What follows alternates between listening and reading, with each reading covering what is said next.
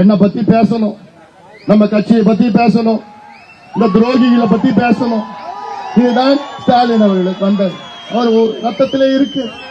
அதுல என்ன எனக்கு வேடிக்கை என்னன்னா சொல்றாரு, இப்ப இந்த கூட்டத்தில் சொல்றாரு, ஐயா மருத்துவர் ஐயாவுடைய வலதுகரம் ஜி.கே. மணியா, ஜி.கே. மணியோட மகனுக்கு பெண்ணாகரத்துல காங்கிரஸ்ல கை சின்னம். அதாவது ஜி.கே. மணி ஐயாவுடைய வலதுகரம் இல்ல, ஜி.கே. மணி ஸ்டாலினுடைய வலதுகரம், தமிழ்குமர உதயநிதி ஸ்டாலினுடைய வலதுகரம். துரோகிங்க ரெண்டு பேரும். இந்த துரோகிகளுக்காக அங்க இருந்து வந்து இவர் ஓட்டு கேட்கிறாராம். ஆனா இருக்குது. நான் அதை பத்தி நான் உள்ள போய் நாளைக்கு வச்சுக்கிறேன். பெண்ணாகரத்துக்கு போறேன். நான்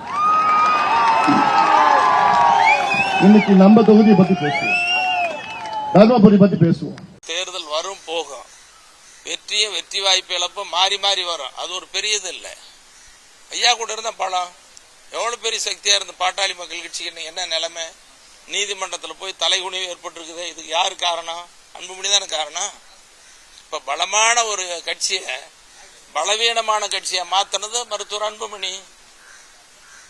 அப்ப ஜி.கே. மணி துரோகி யார் துரோகிங்கிறத ஊடக நண்பர்கள் நீங்களும் தமிழ்நாட்டு மக்களும் எண்ணி பார்க்கணும். ஜி.கே. மணி துரோகியே அல்ல, ஐயாவினுடைய உண்மை விசுவாசி, உண்மை தொண்டன்.